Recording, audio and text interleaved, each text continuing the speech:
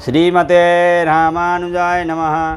श्रीशैलेशदयापात्रं धीभक्त्यादिगुणार्णवं यतीन्द्रपवनं वन्दे रम्येजमातरं मुनिं रम्येजमातृयोगीन्द्रपादरेखामयं सदा तदा एतात्मसत्तादिं रामानुजमुनिं भजे। लक्ष्मीनाथसमारम्भं नाथयामुनमध्यमाम् अस्मदाचार्यपर्यन्तां वन्दे गुरुपरम्पराम्।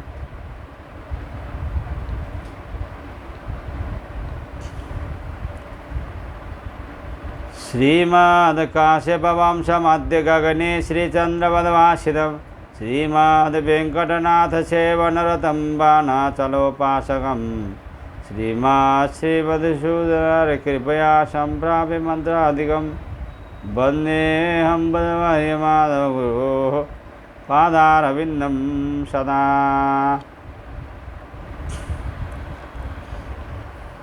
श्रीमद् जगद्गुरु रामानुजाचार्य प्रणीतः वेदांत सार का धारावाहिक रूप से हम लोग सत्संग करते आए थे, तो 2 दिन कुछ कारणवश सत्संग नहीं हो पाया।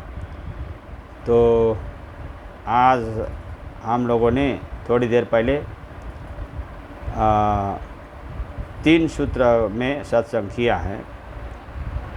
इससे पहले अनुस्मृतेर्बादरी 1, 2, 31 सूत्र के ऊपर में सत्संग हुआ था। अब हम लोग 1, 2, 32 नंबर के सूत्रों में प्रवेश कर रहे हैं। आप लोग ध्यान देकर सुनिएगा। उर एव व्यदेर्लोमानि बर्हि हृदयं गार्हपत्यः। छान्दोग्य उपनिषद 5:18-2 इत्यादीना उपासक हृदयादीनां वेद्यादित्वकल्पनं विद्याङ्गभूतायः प्राणाहुतेरग्निहोत्रत्व सम्पादनार्थमिति जैमिनिः दर्शयति तश्रुतिः। यः एतदेवं विद्वान् अग्निहोत्रं जुहोति। छान्दोग्य उपनिषद 5:24-2 इति एते पक्षाः स्वीकृताः पूजार्थमाचार्य ग्रहणम्।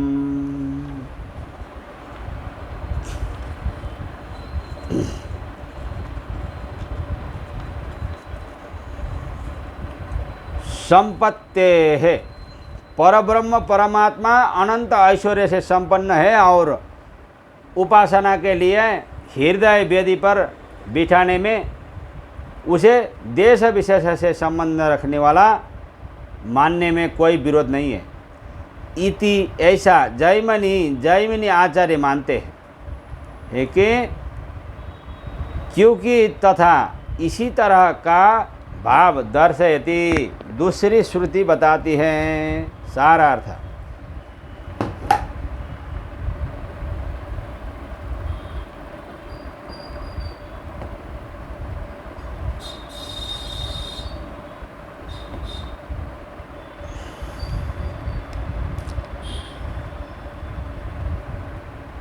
उर एव व्यदिर्लोमानि बर्हिर्हृदयं गार्हपत्यः। छान्दोग्य उपनिषद 5:18। अर्थात उपासक का वक्षस्थल ही वेदी है, उसमें उगे हुए केश ही कुशा है। उपासक का हृदय गार्हपत्य अग्नि है। इस प्रकार की श्रुतियों से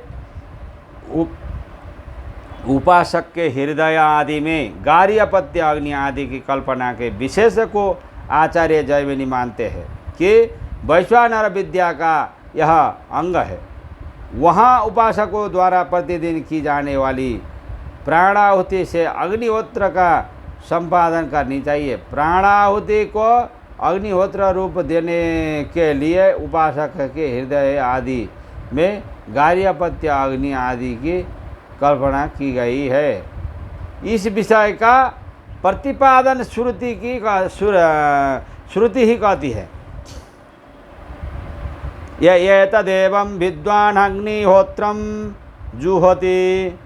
छान्दोग्य उपनिषद 5:24-2 अर्थात जो उपासक वैश्वानर को इस प्रकार समझकर प्राणाहुति रूप अग्निहोत्र करता है, उसका समस्त लोग, सारे भूत और संपूर्ण आत्माओं में हवन हो जाता है।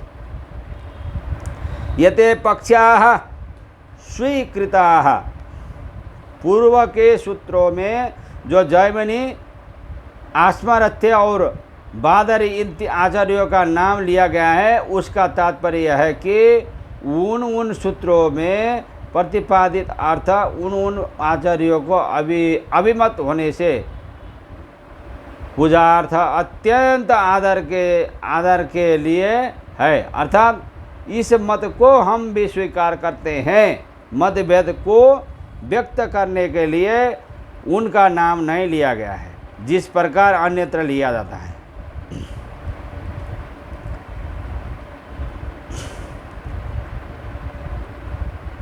आमनन्ति चैनमस्मिन् 1:2:33 येनं परमात्मानं अस्मिन् उपासित्री शरीरे प्राणाहुति वेलायाम् अनुसंधानार्थं तस्य हवा एतस्य मूर्धैव सुतेजाः, छान्दोग्य उपनिषद 5:18 इत्यादि। आमनन्ति च उपासकस्य मूर्धारी देवास्य परमात्मनो मूर्धादिरित्यर्थः इति वैश्वानराधिकरणम् इति श्री भगवद रामानुज विरचिते वेदान्तसारे प्रथमस्याध्यायस्य द्वितीयपाद सूत्रार्थ। अस्मिन् उपासक के शरीर में येनम इस द्यूप पृथ्वी आदि शरीर वाले परमात्मा को इसी तरह च निश्चय ही उपासना वेला में अनुसंधान करते हुए आराधना के लिए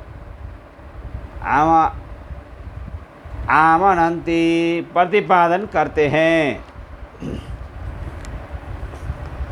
इस परमात्मा को उस उपासक के शरीर में प्राणाहुति के समय में घुल मिलकर सन्निहित के रूप में अर्थानुसंधान करने के लिए तस्य हवा एतस्य मूर्धैव सुतेजाः, उपासक का मस्तक इत्यादि ही वैश्वानर परमात्मा का मस्तक द्युलोक इत्यादि है। इस तरह श्रुतियाँ प्रतिदिन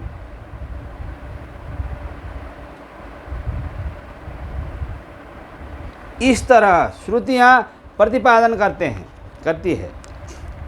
उपासक के मूर्ध आदि अंग ही इस परमात्मा के मूर्ध आदि है। इस तरह अनुसंधान करना चाहिए। वैदिक विधि प्राप्त होने के कारण ऐसा अनुसंधान करना उपयुक्त ही है। और वैदिक विधि के अनुसार उपासक के शरीर में भी परमात्मा इस तरह सन्निहित होते हैं। वैश्वानराधिकरण पूर्ण हुआ। वेदांत सार में प्रथमाध्याय का द्वितीय पाद पूर्ण हो गया। अब हम लोग कल वेदांत सार के प्रथमाध्याय के तृतीय पाद में प्रवेश करेंगे कल। और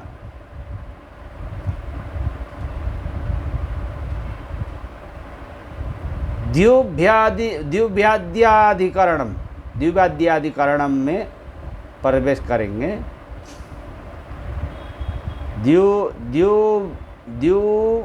द्युवाद्यायतनम स्वशब्दात 1:3:1 कल इसमें प्रवेश कर लेंगे।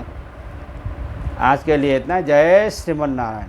अस्मद् गुरु जय जय, परम गुरु जय जय, श्री सर्वगुरु रामानुज जय जय, रामानुज जय जय, यतिपति जय जय, श्री धरणीधर फणिपति जय जय। श्री हरि शरणम। जय श्रीमन्नारायण।